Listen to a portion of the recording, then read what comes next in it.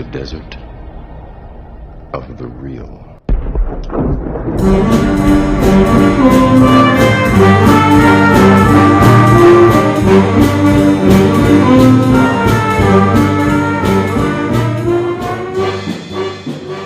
Welcome to the Desert of the Real. I'm your host, Jason Dietz, and joined with me is, as always, your other host, the ghost with the most.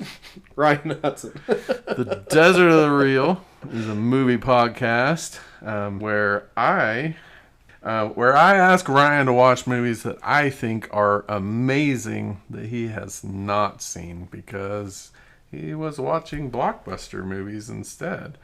You know, at 2001, I was 7 years old. Well, see, so you're probably watching Marvel at that point. Like Spider-Man with Tobey Maguire. Yeah. That's probably the only one that's out at that point. You could have been watching this. So what was I doing? anyhow, so we, for this podcast, watched one of my favorite movies, The Others. We're two English language arts high school teachers with graduate degrees, and we use our academic training to dig deeply into movies. We explore the creativity, philosophy, film studies, and ethics in our films, and we push our listeners to think critically about their entertainment. Thanks so much for coming, for listening to our show. Especially thank you so much for watching one of my very favorite movies. Like I said, I think at the end of the last episode, I think this might be a perfect movie. I do have something that might make or break it type of thing, and we will get into that. Okay. But we do need to stress, if you have not seen The Others, we will be spoiling it. I would say a summary of this movie, if you know nothing about it, is in World War II. A woman is left in a really big house because her husband went to war. Her two kids have a disease where they cannot be exposed to sunlight. And some helpers come, like a gardener, a maid, get hired to help her out in this big house. And then things start to happen. And revelations start occurring. Yeah, that's all you really need to know. Realize things and Okay. But as Ryan said, we are going to spoil the crap out of this movie. And if I'm being honest, this is the movie that the twists in this movie shocked me more than just about any other movie I've ever seen. Mm-hmm. So we'll say that.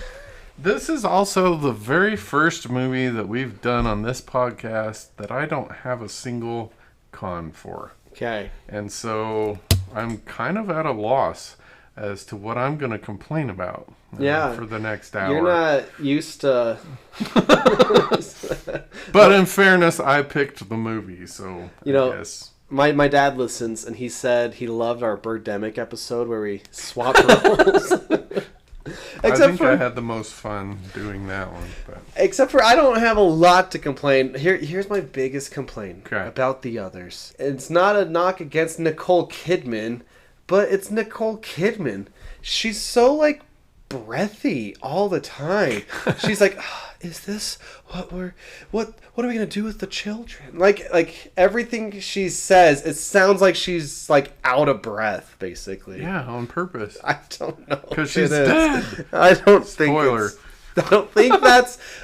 It's just everything she says. Just it sounds like. Is that how she is in all of her movies? It might be. Oh, okay. Well then. You just don't like Nicole Kidman. But that's not, I guess, but that's like a nitpick, though, because it doesn't affect the story or anything. No. It's just an acting choice. Yeah. Because it's not like she's bad acting. She's not a bad actress at all. She's really good. She's really good. She's good in most movies, I would say. I think, and I think this is her best one. You know what's interesting about Nicole Kidman? Let's do a Nicole Kidman probably. Sidebar. She was married to Tom Cruise. Yeah, and actually, she made Eyes Wide Shut when they were married, which is interesting because that movie's all about marriage. I have purposely never seen that because I know some things about that movie. Yeah, if you watch an edited version of that movie, I don't know what you get out of it. 15 minutes long. Kind of. A lot of that movie... Anyway, it's interesting that they were married in real life. While they made a movie about marriage. About a marriage, kind of, in their acts. But Nicole Kidman, she is, for some reason, working extra hard right now because she's just in a ton of stuff. For some reason, it feels like she's got a new movie coming out all the time right now. Which is... I mean, you don't know. Maybe she just likes to be busy. Maybe she's got debts, but she's been successful. Her husband is also wildly successful as a country singer. I can't imagine that's the case, but just for reference. Wait, is she the mom in Paddington? No, she's not the mom. She's the villain in the first Paddington, and it's fantastic. Like, oh, I forgot she was the bad guy in the Golden Compass. She's so good in that. Stepford Wives, I forgot. She's got some great stuff. Okay, mine's not loading. Yours is loading. Secret in Their Eyes. I love that movie. Well, I don't love that movie. I love that movie. She was in a TV show, Big Little Lies. She was also in another TV show, Nine Perfect Strangers. She was in an Amazon movie called Holland. That was all like...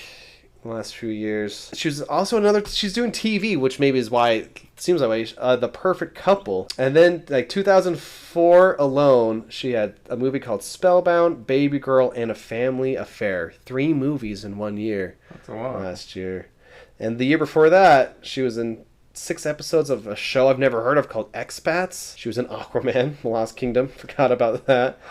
Fairway Downs, another TV show, 6 episodes. That was all the year before. So what I mean is, for some reason, it just seems like she's doing a lot every single year. It's TV. But I would also say it's not out of the question to say she's one of the best. Yeah. She's one of the greats. I would say so. Have you seen Destroyer? Uh-uh. Oh, man. If you ever have any doubt about her ability to act, you should watch Destroyer. It is... marvelous. Oh my goodness, I'm getting goosebumps. I don't even know that. I don't know anything about that one. It's so good. But she's also like in The Upside in 2017, and that's like she's barely anything to do in that movie. She's like the assistant in that movie. Like, what, Nicole Kidman? You're better than this. But also in 2017, Killing of a Sacred Deer. And that movie that's amazing. Is different.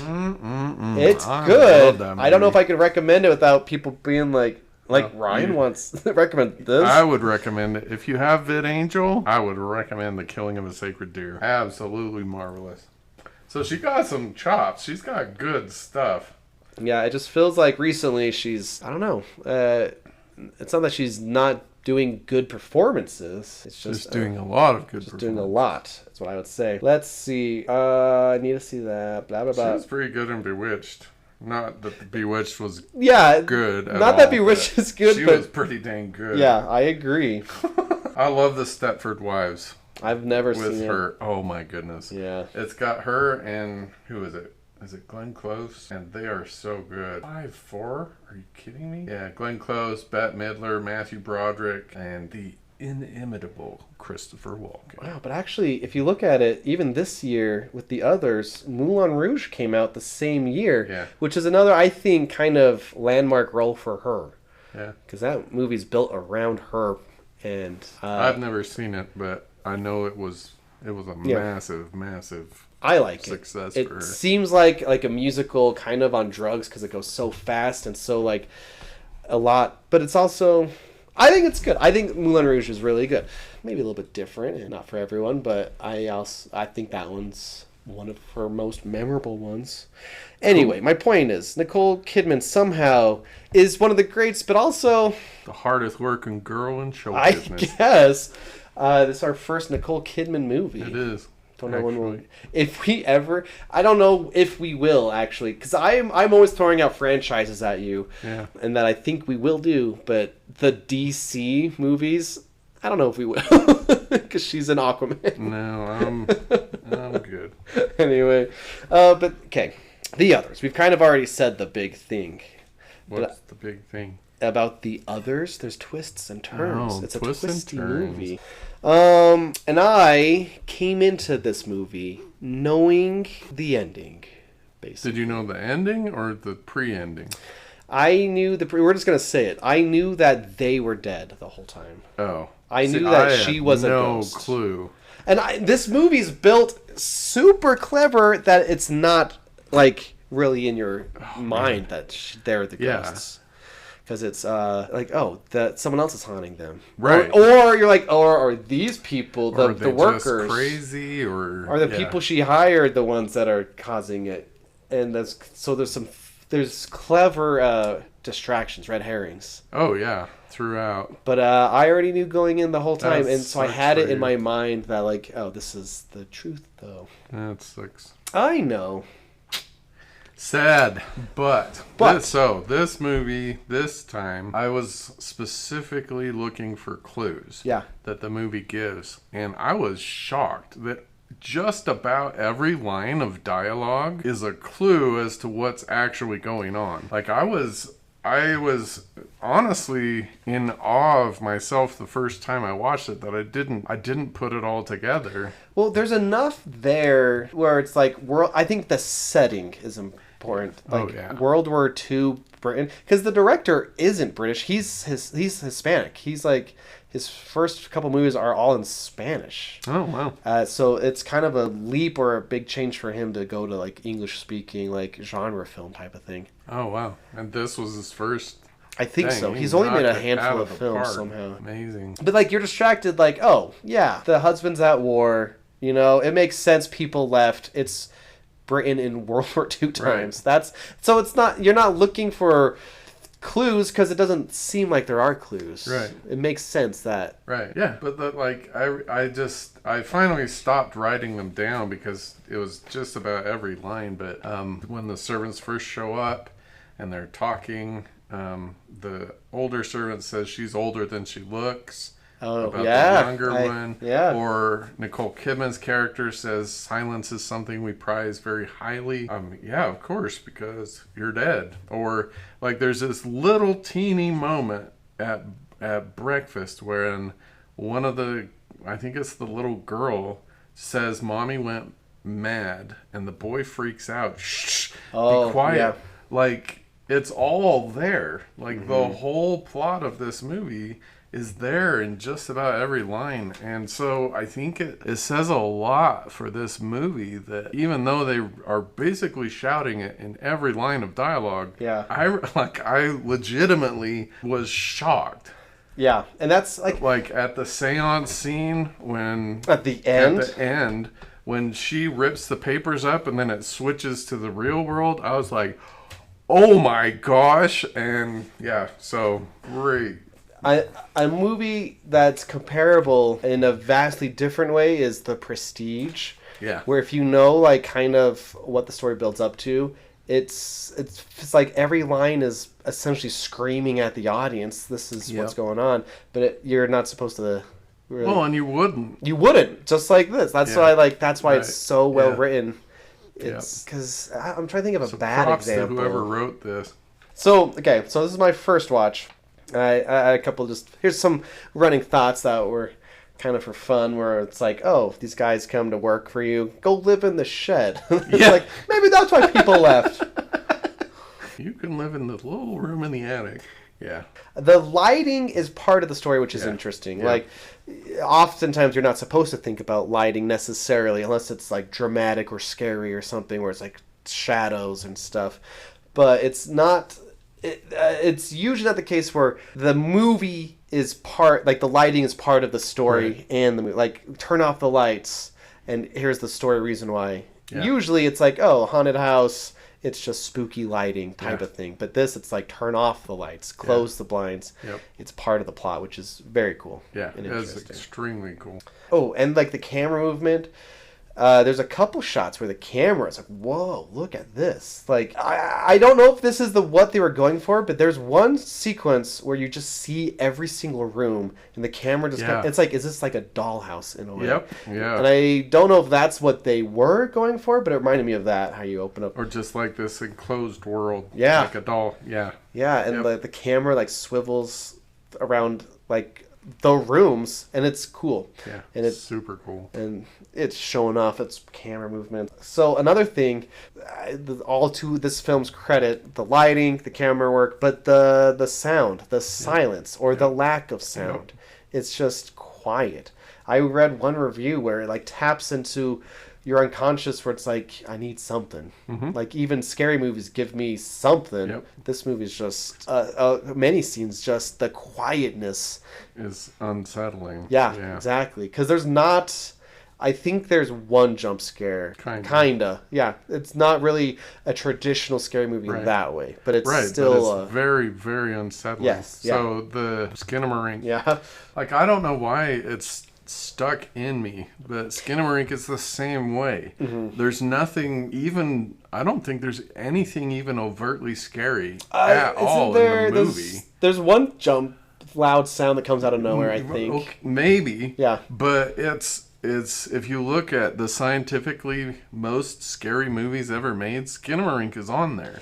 Which is crazy. And it's either or. It's either the most boring movie you've seen and you're not scared, or it's like, I am disturbed. So this does that. Yeah, I wrote that down. This does it the same way. How it uses the juxtaposition of light and dark is unnerving. It's because all of the light and the dark is not what we would associate normally with a house or a family setting or any of that. And then the way that they use silence and sound is the same way. Like, there's a scene in there where she goes into the junk room. Yeah. Everything's covered in white sheets, which, is inherently kind of what's under the sheet, whatever. But there's no sound. And so she's breathing. I did notice that. She uses her breath to, like, increase anxiety, I think.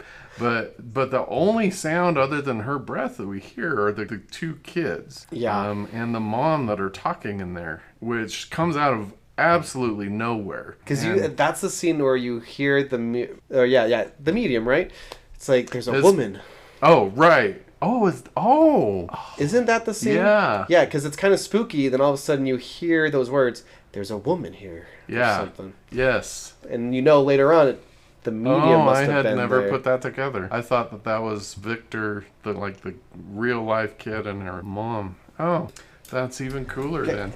I do need to say something because, like I said at the beginning, I was like 7 when this movie came out. Sure.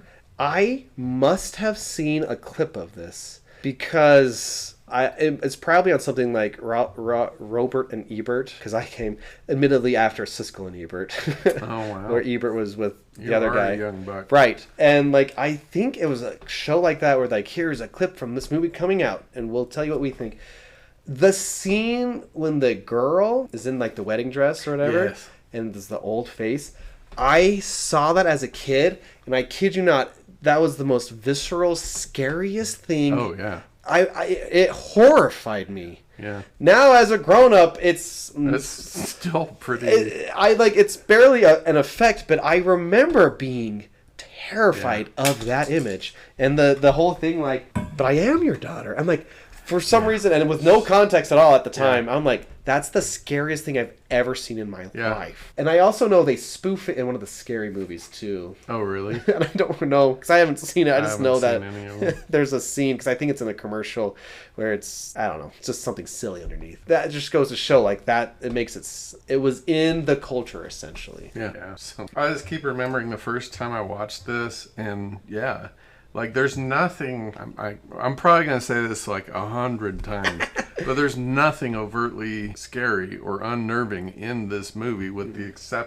possible exception of that scene. Yeah. And yet the whole time you're on edge, you're unnerved, you're like, it's so, because on a surface it's just a mom and a kid, they're isolated, and she's trying to raise them the best that she can. And that's all that's going on. And yet the whole time, even not knowing that it's a ghost movie, you're like, there's something is wrong. I have a quote from the director. Okay. It's a film that requires the audience to relax and let themselves be carried away by what the characters say and do. In contrast, The Others unfurls as a cold and delicate exploration of things that go bump in the night, compared to Eyes Wide Shut. So another movie he made is called Open Your Eyes. I was shooting Open Your Eyes, considering that was a story of jumps in time going backwards and forwards. I said I would really like to do a very simple project working on a very primary level about fear. I wanted to do a horror film that one day I ended up writing this very fast because this was the kind of horror movie I was missing in theaters. I was trying to get back many of the elements of classical films that had been lost and trying to remember the fears I used to have as a child. And he says he ranks Rosemary's Baby, The Innocents, The Shining among his favorite horror films. In keeping with the spirit of these films, he wanted The Others to emphasize genuine psychological terror rather than elaborate special effects designed to wow but prove far from scary. Yeah. Which I think he's pretty successful at. Yeah.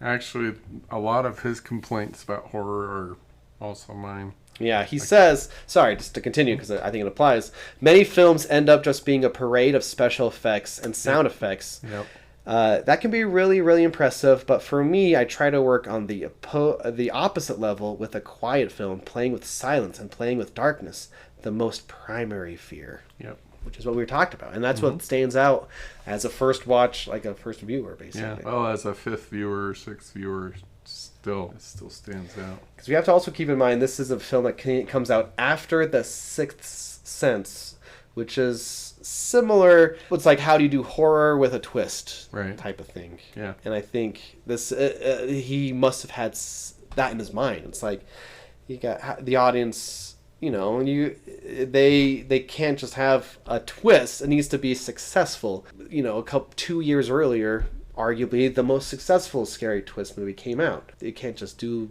the same thing. It has to be. So this one had a double twist. So. Kinda, yeah. This is his first English language film. What else has he directed? He doesn't have a big filmography because, which actually tragic. I don't know why, because it is tragic. Legitimately, this is like I said, I think a perfect ghost story. Parts of this are reminiscent of Mother, which is another really well done, not ghost story, but story where you're trying to figure out what's going on the whole time. I also thought of The Woman in Black. Have you seen that? No, I haven't, but I watched a video on YouTube about this movie, and he used that movie as a comparison. Yeah, it compares favorably. The Woman in Black is a really, really well-done horror movie also. He did a TV show in 2021 called La Fortuna, a movie called While at Work, Danielle, Regression. I don't know any of these. Why has he not done it? In 2009, Agora, which I don't know, but it's rated kind of high. But in 2004... there's a movie called The Sea Inside, and I know that was pretty big, at least critically at the time, about a man fighting for his right for euthanasia. But that's 2004. It's been 20 years. He hasn't really made something that's kind of stood out, I guess. Huh, he's Chilean. But before The Others, he had a short film, a movie called Thesis, his first film in 96, and then Open Your Eyes in 97. So his filmography is short. Huh, that's too bad. Yeah. So, okay, I have a fun thing I brought. The kids, obviously, the girl, mostly unafraid of what's going on in the house. Right. In fact, she became friends with Victor, the ghost. And that there's a fun moment where it's like, wait a second, is that her doing a voice? Mm-hmm. That's so good. Yeah, it's so good.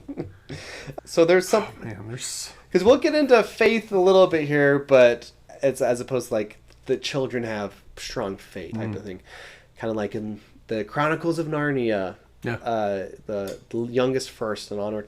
We'll get there because I wanted to bring up.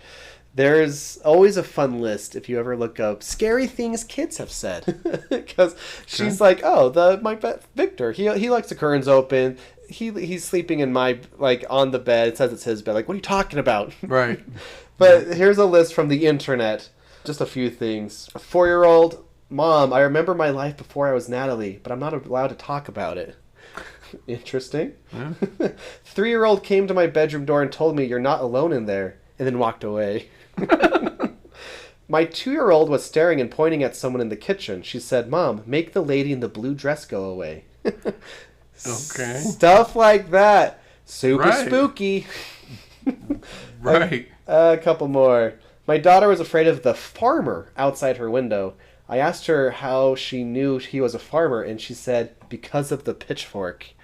Ooh, and I don't know if I'm at liberty to tell it, but because it was from one of my students just recently, like last year. I asked them if they believed in ghosts because we were doing Hamlet or something, and to write their ghost story if they wanted or something. And I got one. I was like, holy cow! If this is true, which I have no reason to doubt that you saw this, I'm like, horrifying. Yeah. Essentially, a person hanging from the roof outside her window. It's like, oh wow, wow, that would be horrifying. Yeah, you know, yeah, that type of thing. Is this that fits nicely with like the whole reason I wanted us to watch this movie? Actually, are we at that point where we can just scooch into this? Let's scooch in. Let's scooch away. Let's scooch in. So, that was actually perfect. You can edit whatever, because we lose something as we grow older. Like, there's a lot of movies about the loss of childhood, the loss of innocence. A famous, horrible, terrible example of this is, have you seen Baby Geniuses? Oh, not since I was a kid. Yeah. I don't really remember. Horrible movie, but it's based on the idea that the babies actually are super smart. They can see, go see the world around us, and they lose that as they acquire language. Yeah. Anyhow. Wow, that's what that's about? Yeah. I did not remember. And there's a sequel that routinely shows up on the list of worst movies ever made. I never saw that one. I didn't see that one either. But anyhow, so where I want us to start our discussion of the unseen world is there. Because we have two really pretty dang good child actors in this movie. They're both really good, I think. And the girl is the one that can see everything. And so I want us to start, why is it that children can believe in, I don't know what I want to say, believe in possibilities. Let's go there.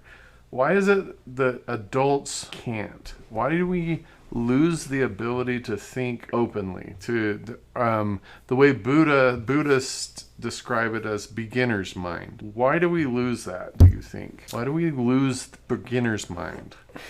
And it must, I guess with knowledge of how things work, and also just pain and going through pain and suffering in life, maybe it's not like what you think it is growing up in a way. So pain burns it out of us? I think that's part of it, being forced to grow up. So that pain specifically? I think so, yeah, because hopefully, as a kid, you don't have too much pain, but some do. But then, eventually when you go to elementary school and you encounter just new challenges, you got more to deal with all of a sudden. Yeah. I don't know. Yeah, that's fair. As I was thinking about it, that I think school definitely has a massive role in, I don't know if it's killing the beginner's mind, but certainly shaping the beginner's mind, because early in academia we learn that there's a difference between fiction and nonfiction. We learn that there is science and then there is, storytelling and whatever. And I'm not sure that we should be doing that because we're imposing an adult view of the world that may or may not be true. Who says that the current scientific view of how the world is structured is accurate or true? And famously we have the world is flat thing, more pertinent perhaps that the idea of a heliocentric universe. We for a very long time thought the Earth was the center of the universe. Yeah. And then I think it's Copernicus helped us realize that's actually heliocentric, and actually the sun isn't the center of the universe, it's just and whatever. And wasn't he killed because he taught that? We don't accept as adults, we don't accept alternate views. And so I think that's part of this movie. Right. That's, I think, the main message of this movie is that we need, I don't know if we need beginner's mind, but I personally think we need beginner's mind. Beginner's mind is a crucial component of critical thinking. The ability to say, okay, come into a situation without preconceptions and analyze the situation for what it is. Yeah. Sorry, this is going to be a lot of this kind of stuff. So I apologize to the listeners, to you. And so we have these two child characters. The girl still has the beginner's mind. Yeah. Why not the boy? Because the boy doesn't see Victor. The boy doesn't interact with Victor. So, like, there's an interesting... because the boy is younger than the girl. And so there's an interesting thing there that maybe supports your idea of pain, because I feel like the boy losing the father had a greater impact on him than the girl losing the father, and so that might be a part of what it is. I don't know. I'm the danger of this episode is I'm filibustering. So no, that's fine. I like filibustering. I guess maybe that's, like I said, like the boy, he's still scared about everything still in a way, because like something that my oldest child is going through, like kids have nightmares. And that's like a part of childhood for some reason. Actually, I didn't even learn until relatively recently, years ago, that adults don't typically have reoccurring nightmares. Like, it's not, you can have a nightmare, but if you're having a nightmare every single day, that might be a sign of like depression or anxiety, or in some people, suicidal thoughts. Because it's like, it's not normal for adults to have consistent nightmares. I didn't know that. But in children, it is because of, like you said, that like your brain is being developed. You're learning things, and like everything is true essentially. Right yes. Now. Yeah. Like if I took my kids to Disneyland, Mickey and Minnie Mouse would be real life. Yeah.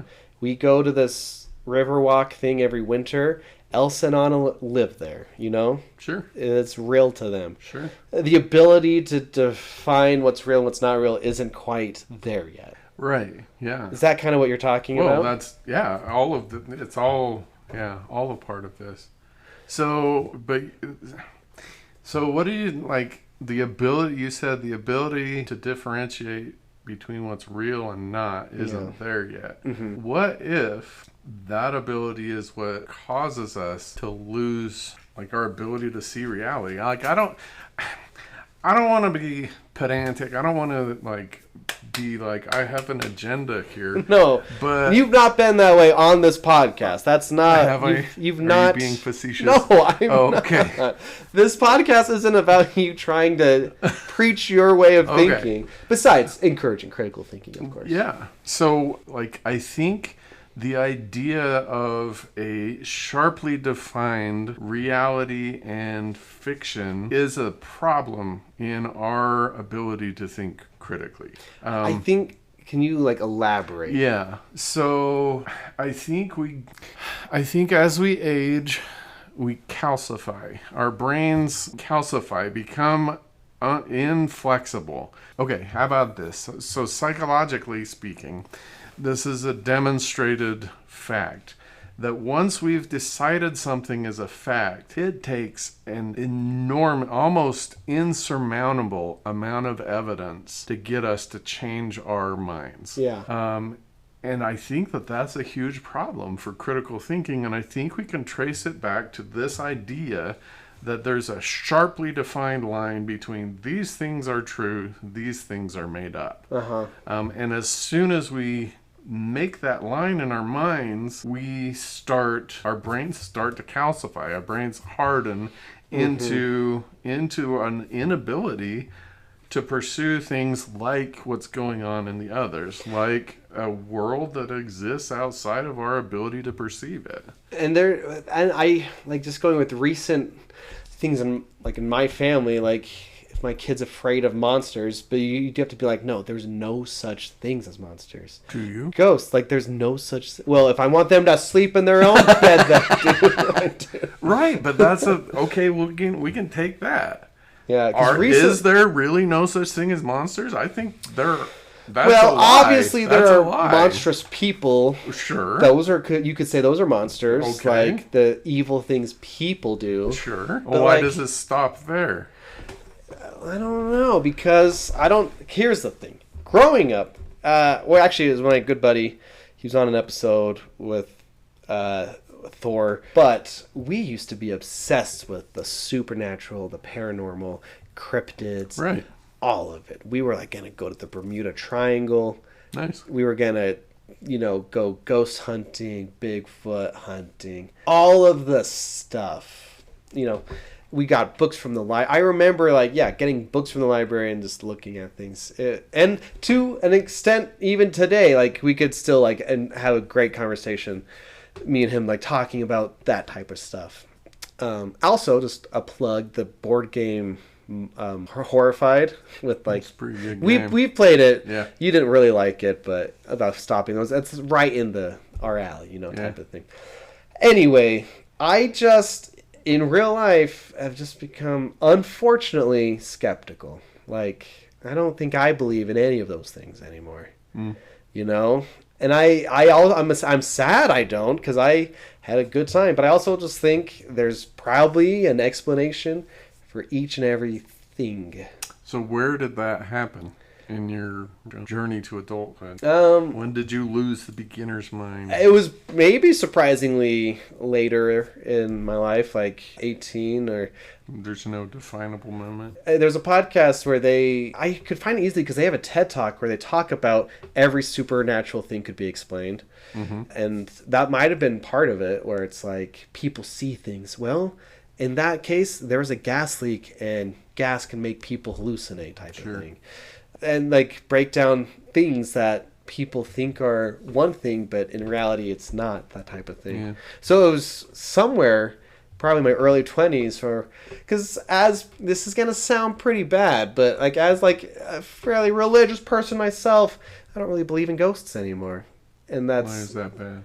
Because, I don't know, it sounds like it's oh, what about spirits? Well, yeah, I don't know, but it's probably not that. Here's the thing. I'm so far, and I joked about it on this podcast, I don't even think Ouija boards are real. I think it's all scientific, and there's a way to explain it type of thing. It's part of me is sad I've had that loss of wonder in the world, where it's yeah, that's a good way to put it. I used to talking about and all these things, but now I'm it's probably none of those things. Could be.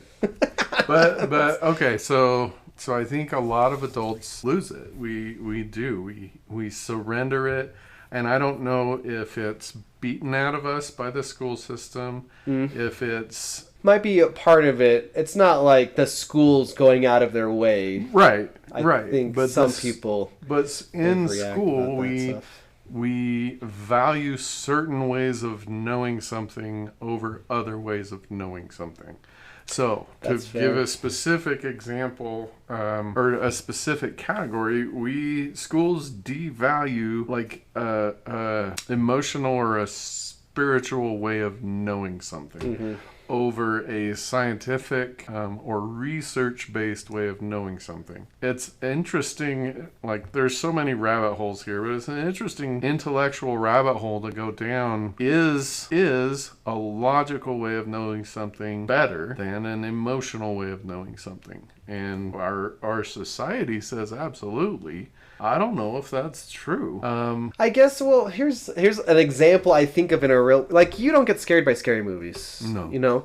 But if I watch a scary movie, or more importantly, if my wife watches one, which she doesn't because she gets scared easily, you then have to be at your house alone. It's creaks and creaks. And it's at some point you have to literally there is a cutoff of...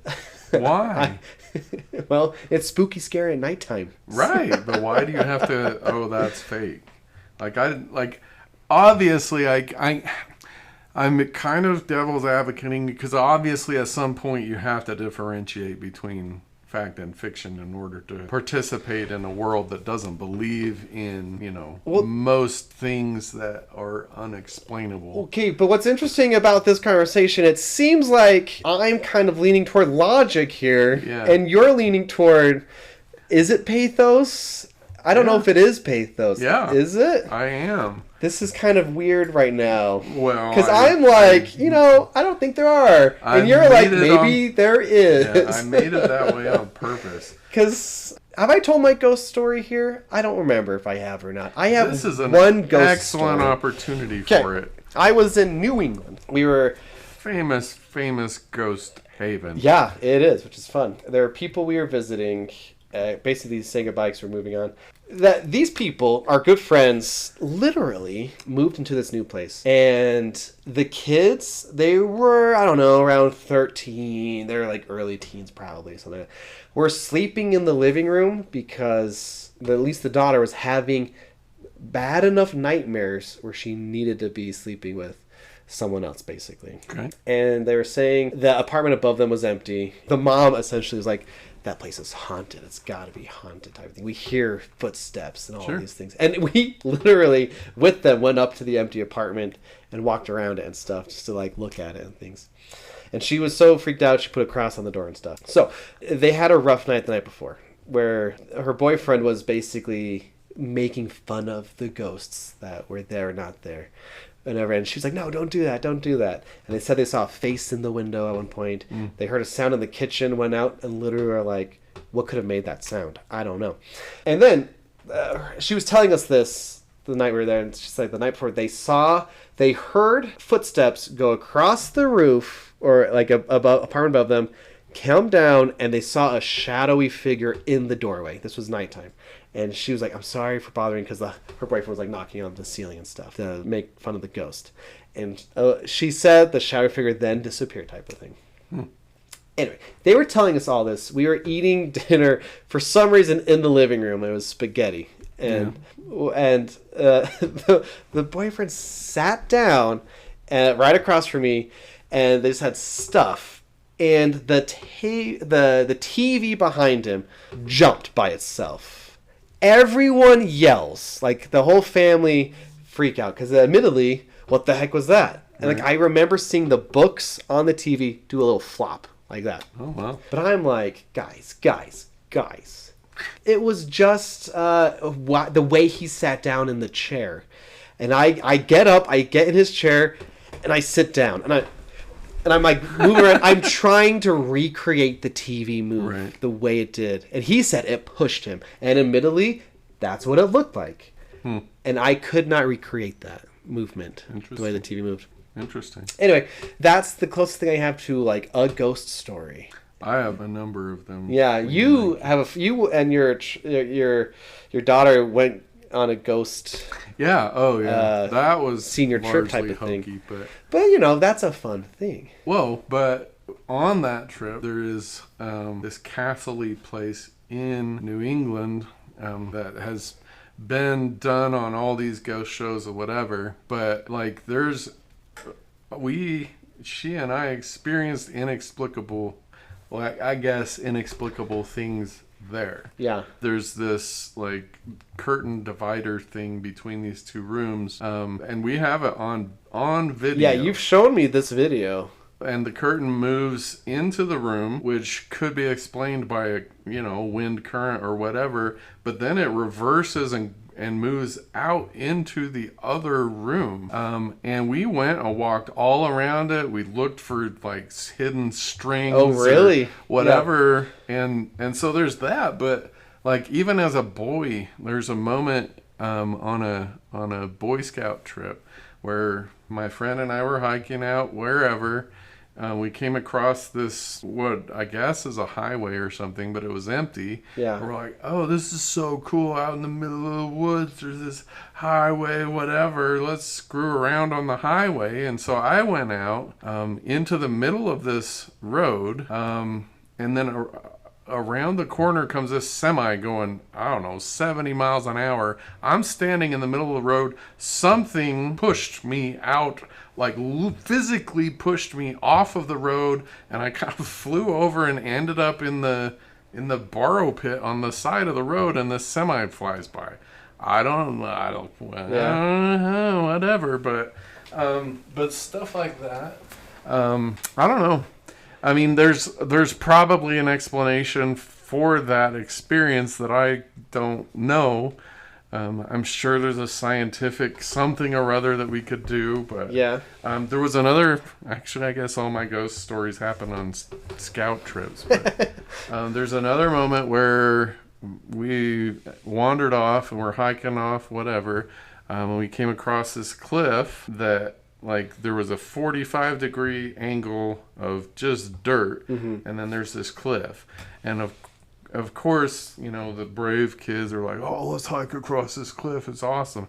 There was nothing on this dirt at all, nothing growing, and so they walk across, and then they're like, oh, dudes, come on, you chicken, and I am straight terrified of heights. Yeah. But, you know, I was the only one on this side, and so I'm like, okay. I got about halfway across, and I slipped. And my body was over the edge of the cliff, and I'm, like, scrambling, and all of a sudden there was a tree there. Yeah. In the middle of this cliff, there's this tree, like, I don't know, 3-inch around tree. It wasn't there before. Huh. And there it is. And I grab onto the tree, haul myself up, and walk on. So I'm just saying, I'm a critical thinker. I style myself as a critical thinker. You have shirts that say critical thinker. I do. But in my own personal experience, independent of research, independent of whatever, I have experiences that I cannot explain from a logical standpoint. Right. My kids have seen... They insist that they've seen ghosts. I remember I had, how old was my oldest? Must have been 5-ish. We moved into a new house. Yeah. And my oldest child would repeatedly tell us that, like, she didn't really like the boy that was behind her door when they went to bed. Horrifying. And I'm like, what boy? We don't have a, like, our... There better not be a boy in your room. Well, our next oldest kid was in a crib. Yeah. He was 1. And so they must have been 3. What's that? And it repeated, like, multiple times, and they could describe this kid to us. And so, anyhow, all of this ghost stories is, again, to get back to the idea of beginner's mind. Yeah. And I would be willing to bet most people have had experiences that they're like, that was weird. Like, yeah. How do we... and so the question again is, why do we cut off that entire way of knowing and prioritize this logical, scientific way of knowing? I personally believe that that's doing us a massive disservice as a critical thinker. Okay, hold on. I think this is a really strong hot take right here. Okay, keep going.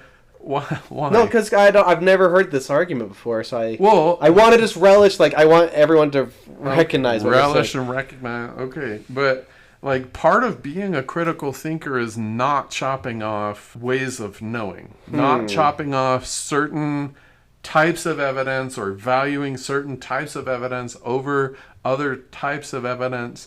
I think about, I actually like that argument. That's a good argument that I am taking into consideration, I'll have you know. Okay. But, like, I think about, what about, I don't know, serious businessman Bob or whatever. It's like, sure.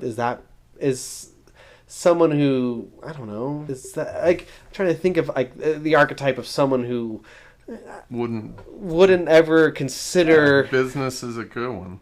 Yeah, like, they're not going to... like, if you said something like that, like, oh, they're going to think you're crazy. Sure. Like, yeah, right, yes. And so how do we get to the point where there's only one... Like, business is a great example because most extremely successful business people only view the world in terms of money and numbers, right? That's a really good example. Like, we only what's the percentage in that kind of thing, and so we only view the world in a certain way. And I think education, again, has a lot to do with this. So if you go on, you get a bachelor's, a master's degree in physics, let's say, that's how the world is for you. And I think that to a certain extent, that's a dangerous way. And I could talk about this forever. So whenever don't worry about that. That's a dangerous from a critical thinking perspective. That's a dangerous way to approach education. See, I wonder though, when people like you or I like, oh, we have to critical thinking about all the, like, just thinking about stuff and how things work and why people believe what they believe. Mm-hmm. It's more about like morals or ethics, or like it's easy to be with politics, like why Republicans think one way, Democrats think a different way. Right. So that's kind of like an easy way to use critical thinking. But now it's kind of like you're throwing in, well, what about the belief of anything? Everything. See, now that's, I feel like, kind of shaking things up a way. Really? Which we've kind of done the last 2 episodes with Indiana Jones. Yeah.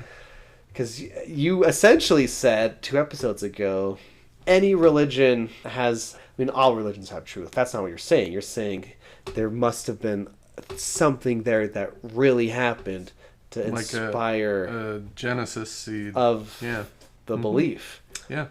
So, but it's interesting though, like, I don't know, if you heard a guy being abducted who lives on a farm in the middle of nowhere, you might not believe that. Yeah, so Bill Cosby, I realize, who's not a good person, but has a bit where he talks about how do the aliens know who to abduct so that they keep their secret. Like, they're always abducting these farmers that live out in the middle of nowhere, and what would happen if they abducted a business tycoon? And he had this press release. He's like, I was abducted by aliens, and they probed me, and then they gave me a chiclet, and that's it. Like, you're right. The people that come forth with ghost stories or alien stories or cryptid sightings or whatever tend to not be people who are highly educated or but at the same time, because I know there's a number of like actors, we'll say, people who are like just in the public eye, whatever, who like believe in stuff like astrology, and like, or kind of weird beliefs about stuff, the world, or stuff about what will make you better or help you and stuff. But like, so I guess there are examples of people who, successful people who believe certain things. But I wonder, though, if you can get any single person on this planet, anyone, like poor, middle class, rich, and somehow isolated them, and like, what is something in your life you can't explain? Kind of like your story is my ghost story. Like, I bet everyone will have one. Yeah. Or is that not a fair... No, I firmly believe that we have those kinds of experiences all the time, and because we have lost our beginner's mind, we either ignore them, discount them, or put them away. And that was actually like the point of bringing up, why do they always abduct the farmers and the uneducated? What if the educated people don't have these experiences because they're no longer able to? Like, they've closed their minds to the point they've restricted their critical thinking to the point that they no longer have access to certain types of information, and they can't experience them, or they can't interpret those experiences critically because they have locked themselves off from it. So let me finish the thought. So in a large measure, what Indiana Jones, what the others enable us to think about is true critical thinking, which is there are no inherently bad ways of knowing. We just have to think critically about our experiences and filter out and assess and connect it to what we already know. That's true critical thinking. See, I wonder though how many, like, I guess big or prominent scientists scoff at people who are deeply religious. Sure. Because you would wager with this argument that that's a lack of critical thinking. It's a compartmentalized critical thinking. Yeah. From someone who is revered as a society as being like super smart and intelligent. Sure, like Neil deGrasse Tyson. I mean, he's the easy go-to, but at the same time, he does have very anti-religious beliefs. Yeah. Because of... So, in a true sense of a person who's the type of critical... I'm saying the type of critical thinker you're saying, because I've never considered this whole, like, aspect before. Right. But it's like a scientist who understands and also reveres religion, though. You know what I mean? Sure. It's like, yeah, you believe that, and I think that that's a good thing. Yeah. Like, with no hint of irony or anything. Yeah. I think that's rare. I would wager. I do think that's rare.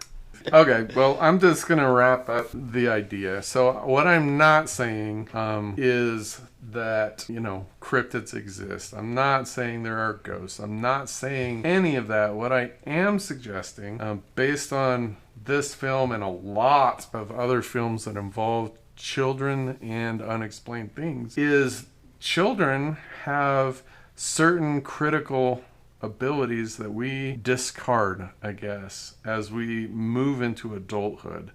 I think that's a mistake. I think anytime we lock ourselves into this way or my way of thinking about the world is the way, we are losing or leaving behind our ability to think critically.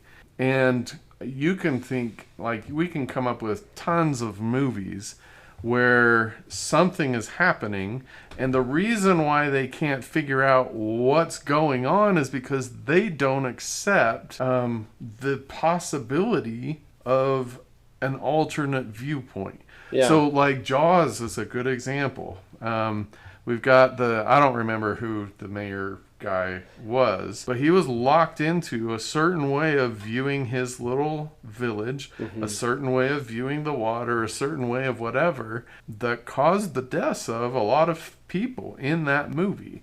I think that's, if we take that character and that way of thinking about the world and apply it to everyone, I think that's where we fail as critical thinkers. We get locked in, we've assessed and evaluated and thought, and we have assembled for ourselves a certain way of viewing the world, a certain way of interpreting experiences, a certain way of...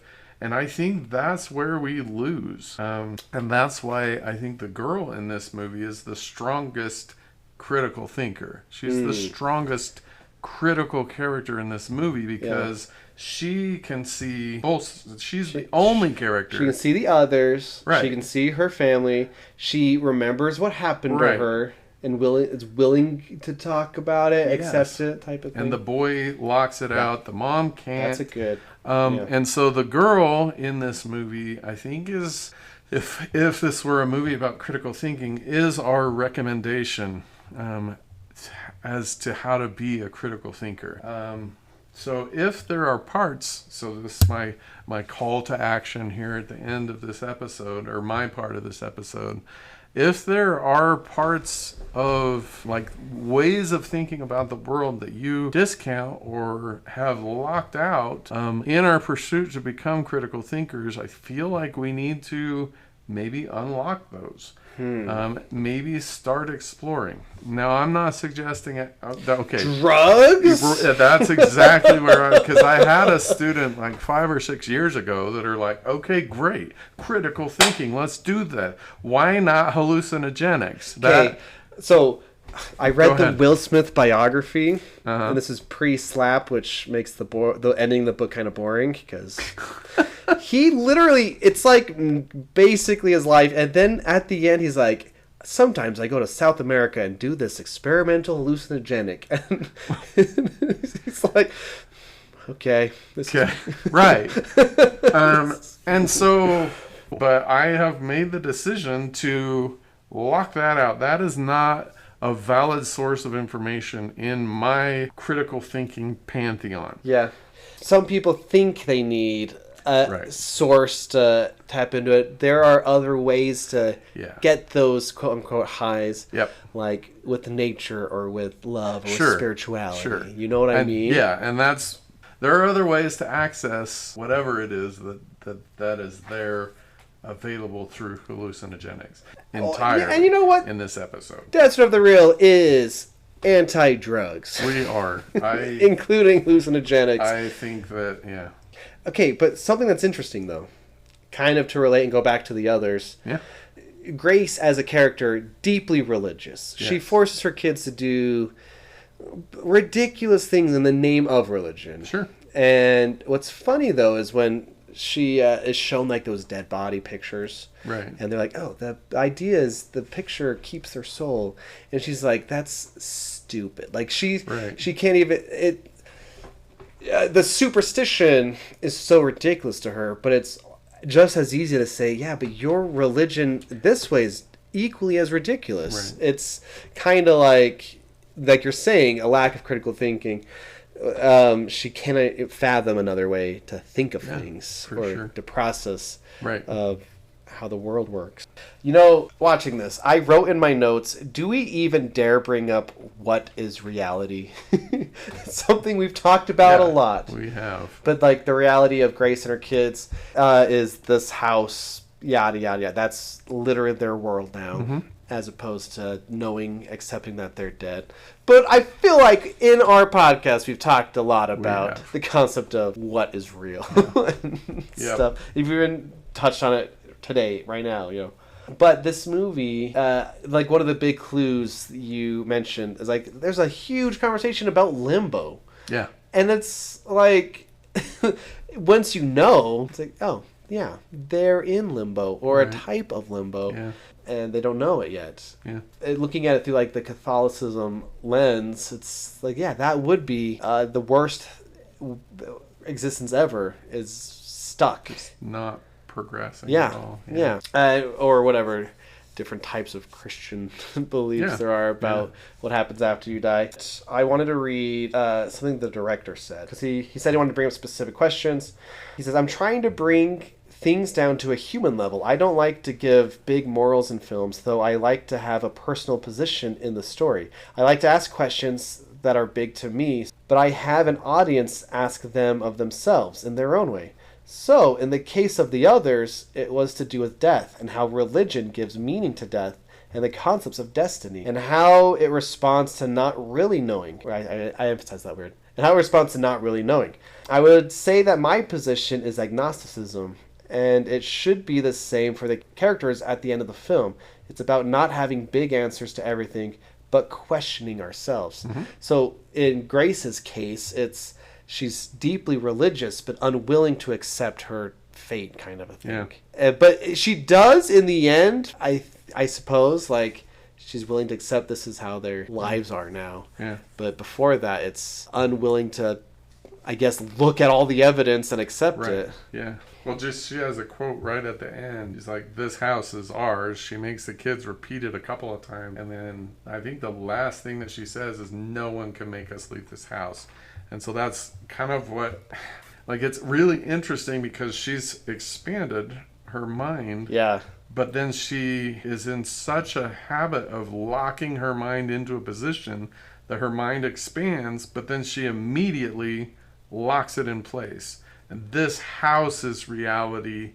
This is our house. No one will ever make us leave.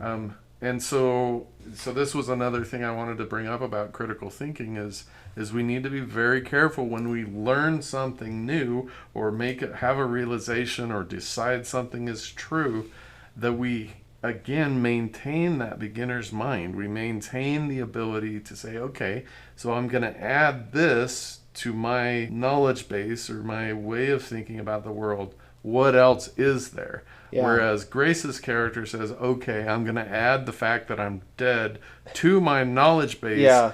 But then she immediately locks it back in. This house, that's as far as we're ever going to go. We're staying here. This is ours. No one can make us leave. And so Grace, over and over and over in this movie, is the character that is kind of like our warning flag for don't be like this. If you want to be a critical thinker, don't be like this character. Like, she dismisses over and over and over in this movie, that's impossible, that can't happen, that's not reality, that's whatever, when actually she's wrong. Like, the whole time, every time she says, no, there aren't intruders. There aren't this. They're not. Yeah. And so she's a really good example of what happens to, I think, almost all adults, is she's locked into this adult way of thinking, quote unquote, that discounts everything else. Right. Because, like, I think it's in the thing I was reading earlier, not the one I'm reading right now, when her husband comes back. In a way, it's kind of like this hooray for me type of thing. Like, God's answered my prayers. Yes. Opposed to, like, her not really thinking about things.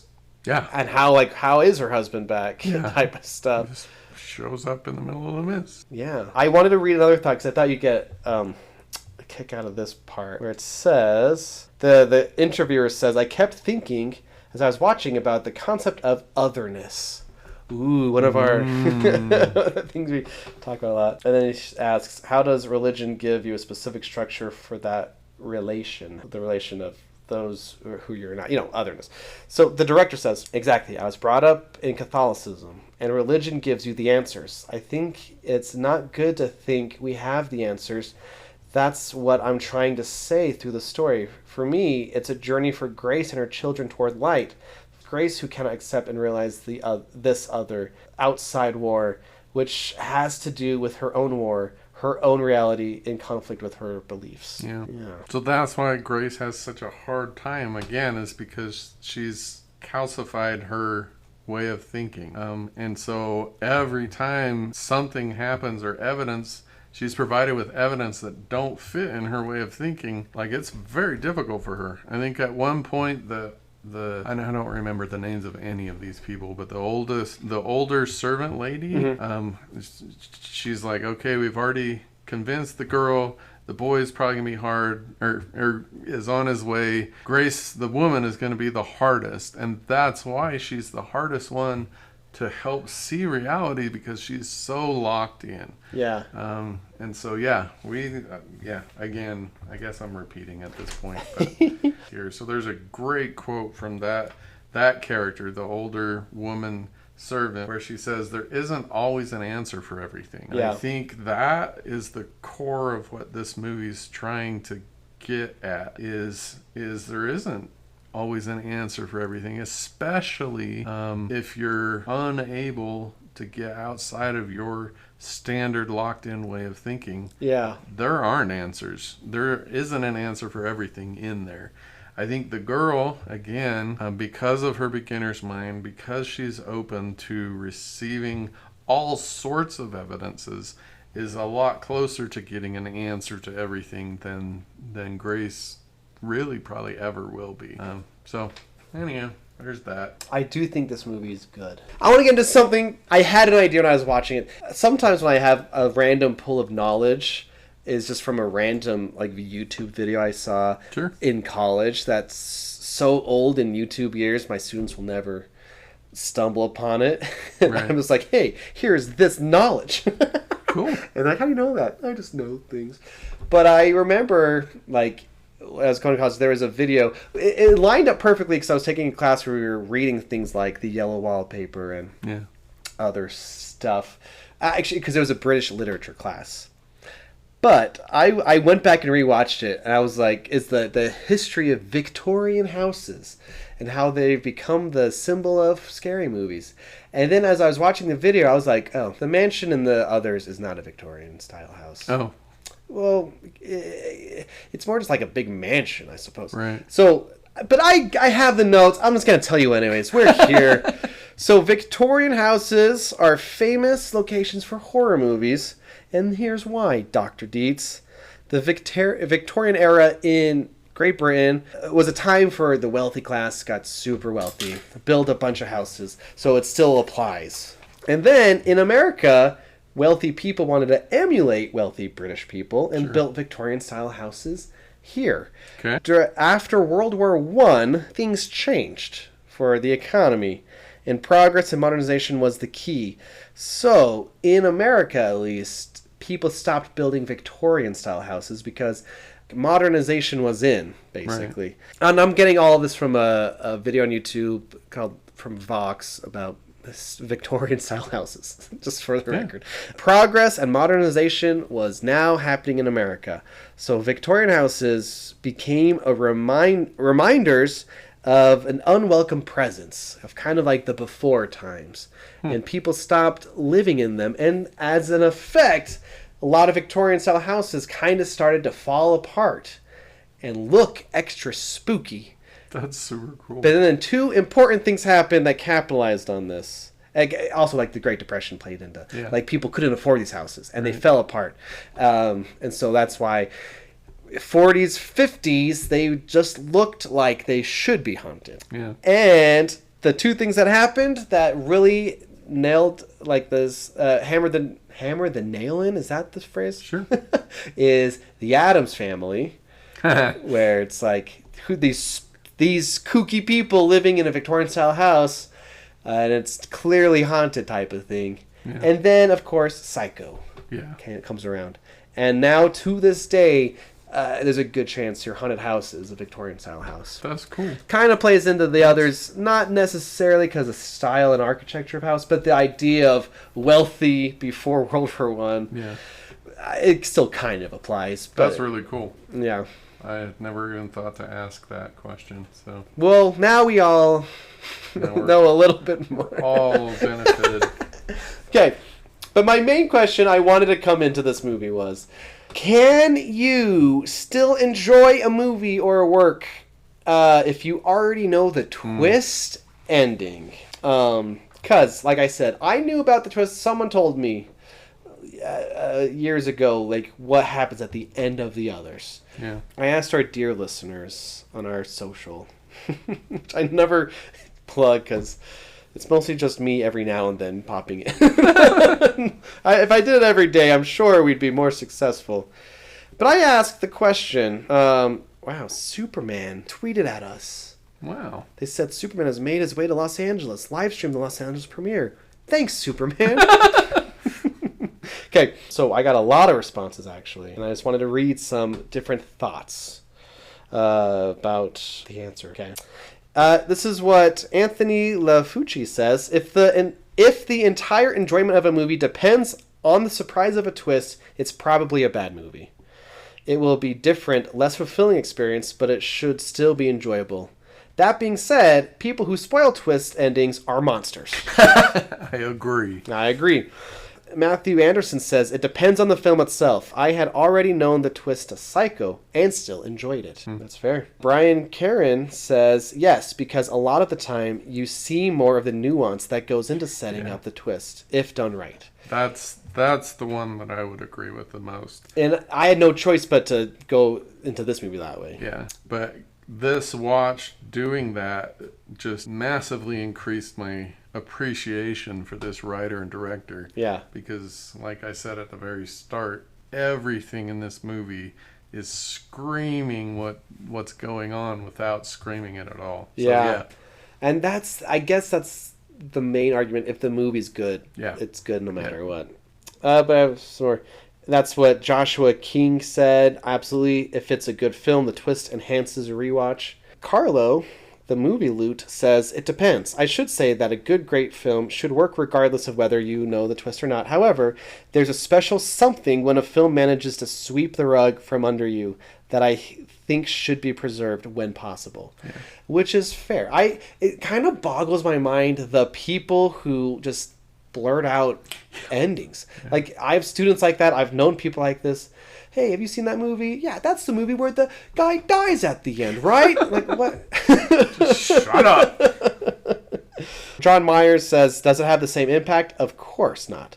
But can it be enjoyed? Absolutely. I think I've watched, maybe I won't say a movie that has he has an example of a movie with a famous twist ending.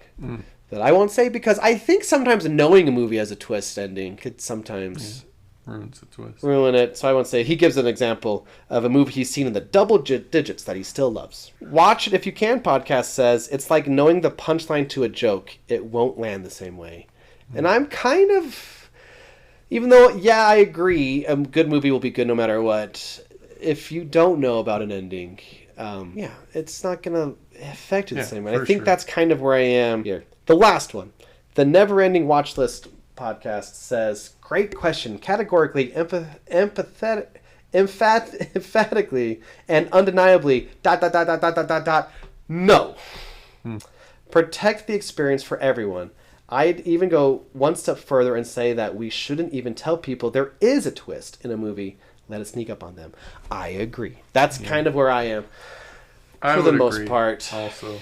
Because, with this movie, I knew going in that they're the ghosts. And it's like, oh, the spooky voices they're hearing, it's not a ghost. That's just people, I kind of, knowing the ending, I knew, like, that must be the answer type of thing. Yep. But I still admit this movie is good and well made. Yeah. So.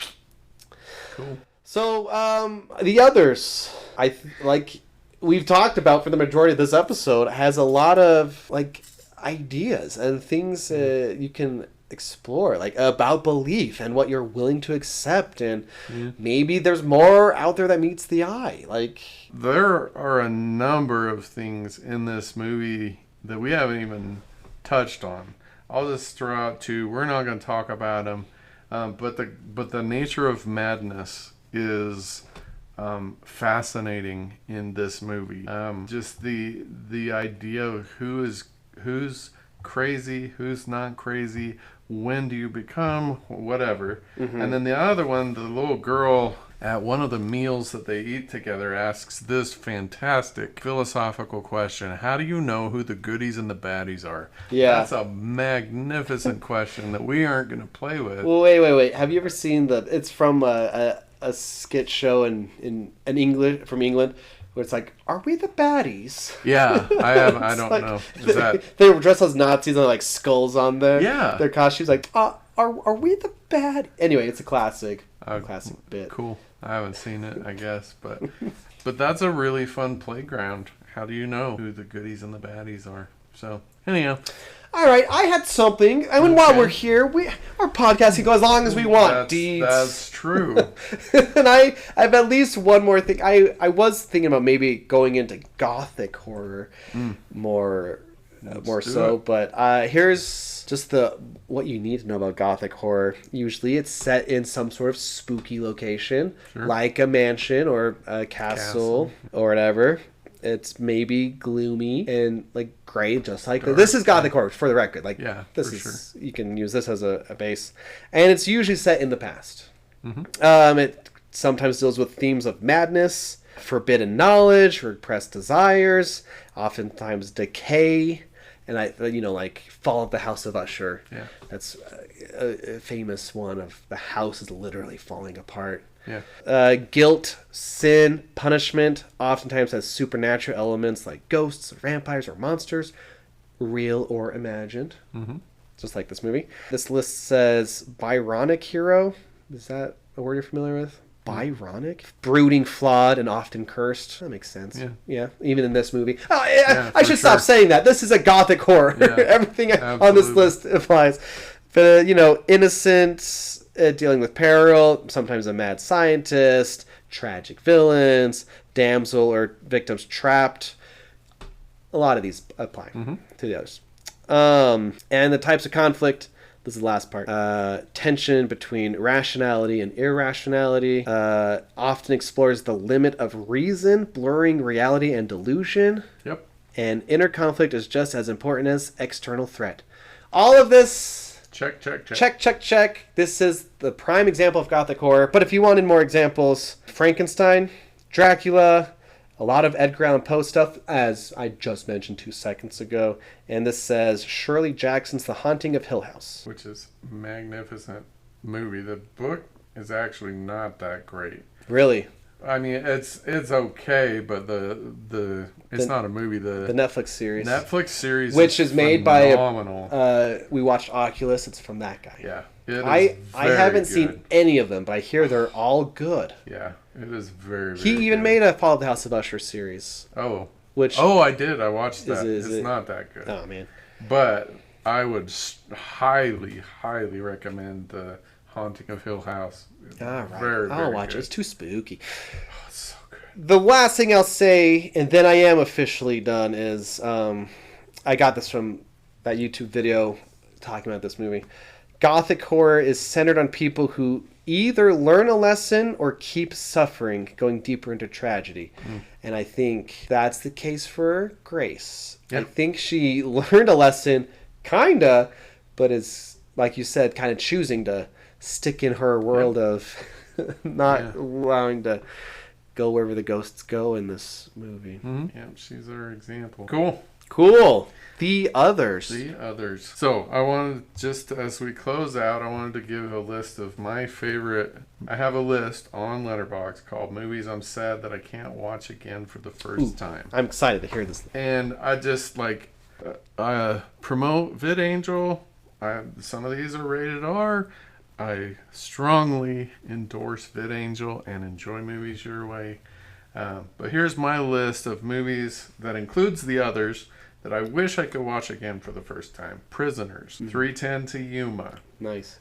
Conspiracy Theory, which is Mel Gibson and Julia Roberts, I think. Inception, Children of Men, The Island, Shutter Island, As Above, So Below, Paranormal Activity, Sinister, What Lies Beneath, The Taking of Deborah Logan, The Machinists, Parasite, The Guilty, The Usual Suspects, Tucker and Dale vs. Evil, Django Unchained, and Triangle. I recommend any of those if you liked The Others and enjoyed I don't know how to explain it, but just the immersion in this beautiful reality that isn't your reality, with a richness and depth of ideas and options for thinking and exploring. Any of those movies, I think, would reward multiple watches, but I'm jealous of whoever it is that's going to watch a movie on that list, because the first watch is just like, I don't know. Special. Yeah. There's just this... Because we watched Triangle on this on this podcast, and Triangle has some fun twists and turns too. It does. But yeah. Anyhow, so we used to do recommendations of the reel. Well, I actually have one too. That's my list of 20 recommendations of the reel for people that enjoyed the first watch of The Others. Yeah, there's a few I have not seen from that list. I recommend. When you were talking earlier about like with, what did you say, the kids' brain thing? Beginner's mind? With the children's beginner's mind, there is a movie that leans into that, and I think you've seen it. It's my recommendation as well. Pan's Labyrinth. Yeah. All you need to know about Pan's Labyrinth is it's beautiful, it's dark, kind of scary, and violent, of course, if you want to watch it edited too. VidAngel. But it definitely plays into some of the themes we've talked about in this episode. Yeah, it's a good one. Yeah. Cool. Well, I've just to end out, I do not recommend the partaking of hallucinogenic drugs. Gotta double down. I'm just trying to... This whole episode, this whole experience has been magnificent. Yeah. I've enjoyed it a great deal. I hope that you guys enjoy it as well. Strongly, as always, strongly encourage critical thinking, which in the case of this movie means being open to things and ideas and ways of knowing and ways of viewing the world that may not be generally accepted by the scientific community or the intellectual community. I found in my experience teaching at a university level is sometimes the academics are the dumbest of the people that are on the planet, because they've gotten so focused on their narrow view of the world that they can't see anything else. Yeah. And I think we need to do our best to avoid that and preserve our beginner's mind. So go out and watch a butterfly again for the first time. What do you see there? That's a way to kind of start recapturing of what we've lost. This is a very, very minor segment I haven't done in a long time. The Bluey recommendation of the reel. I've done it at least once, I swear. Oh, we do one. Okay. There's an episode of Bluey called Born Yesterday where he says something like to his kid, I wasn't born yesterday. Oh, I watched that one. You watched that one? That was one of the 3 that I watched with my kids. That's so funny. Anyway, the crux of the episode is he pretends he was born yesterday. The dad does. The dad, because it's a fun game for the kids. But at the end of the episode, he's genuinely looking at a leaf in awe. Because he kind of... Anyway... That episode, I was like, that's actually really, that's funny that really you've awesome. Seen that one. Because he's like going, like his eyes are going in and seeing all of the leaf veins and all the beauty and amazingness of these things that we just walk by and don't even think about. Yeah. So, beginner's mind and critical thinking. Yeah. I sometimes love the episodes where we kind of just stray from the movie. Yeah, some of my favorite ones sometimes, but... I think we had a good conversation here. We did. So, we love you. Thanks for... This is probably going to end up being one of our longer episodes, but thanks for enduring or enjoying with us. Yeah. Next week, back to Indiana Jones. That's this brief and beautiful respite in the land of perfect movie. We love you. We do love you. Bye.